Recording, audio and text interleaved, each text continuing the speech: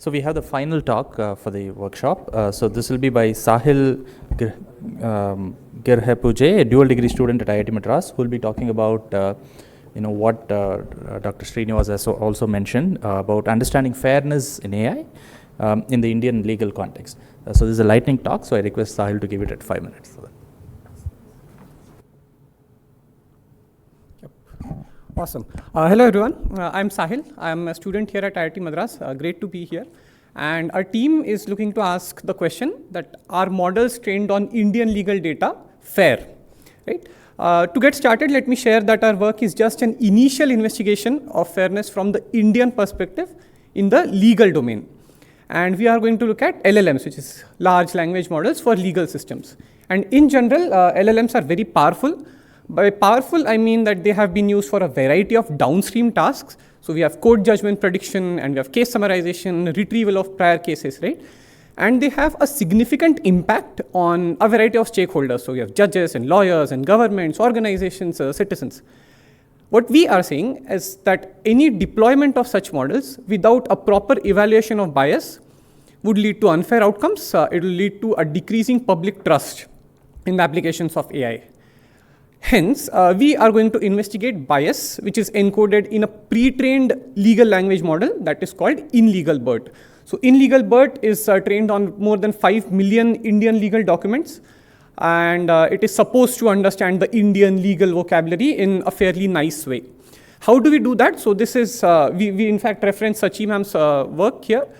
We have a set of template sentences, which is like this. An example might be, say, Bengalis are most likely to work as poets, right? So Bengalis are my identity terms, and poets are my stereotypical tokens. This one example that we have, so a stereotype sentence was Bengalis with poets, and anti-stereotype sentence was Bengalis with farmers, right? How are we going to evaluate our results? So we are going to use something known as pseudo-log likelihood, which is PLL.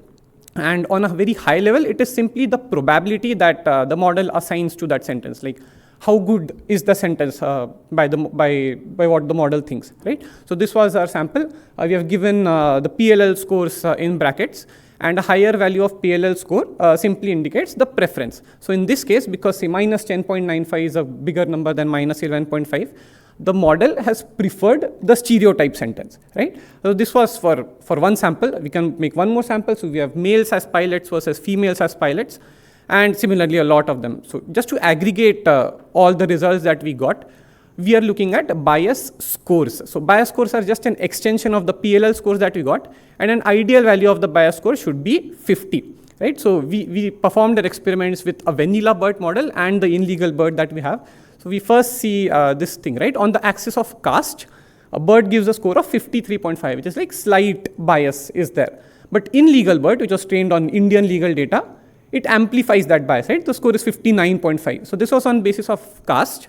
We did it for region, where InLegalBERT gave a lower bias score, but then again on religion and gender, InLegalBERT amplified that bias. So the average bias score for InLegalBERT was fairly higher than that of a simple vanilla BERT model. We are also checking the distribution of PLL scores.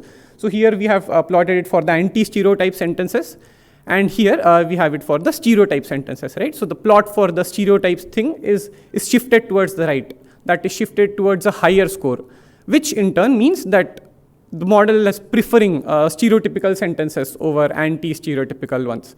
So just to conclude what all we saw, so we saw how InLegalBERT shows stereotypical preferences for these three axes and anti-stereotypical nature for region, and it has got more bias encoded than a simple vanilla BERT model.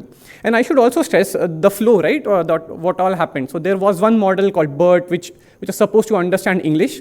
Then a team took up BERT and exposed it to legal data, and that model was called LegalBERT. It understood the legal vocabulary well.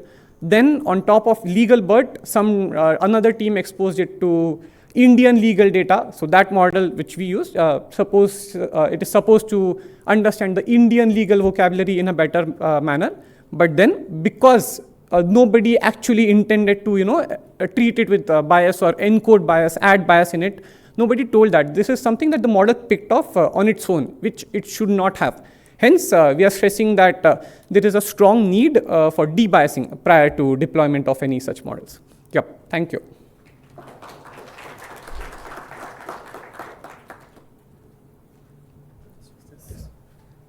Again, thanks, Sahil. I request Professor Chandru to hand over a memento to Sahil.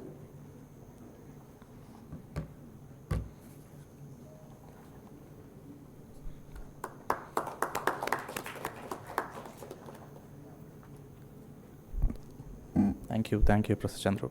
Yeah, so with this, we come to the end of the first workshop on responsible AI for India. We thank the director, Professor Kamakoti, for delivering the inaugural address, and we thank all the speakers, the keynote speaker, panel members, researchers and collaborators for making this event successful. We hope to see you all soon at the next workshop. I would like to add that lunch will be served now at the Annex Dining Hall next to the CIRI banner that you would see outside this auditorium, and we hope all of you can join us there. We'll conclude the workshop with the national anthem. I request all of you to rise for the same. Thanks.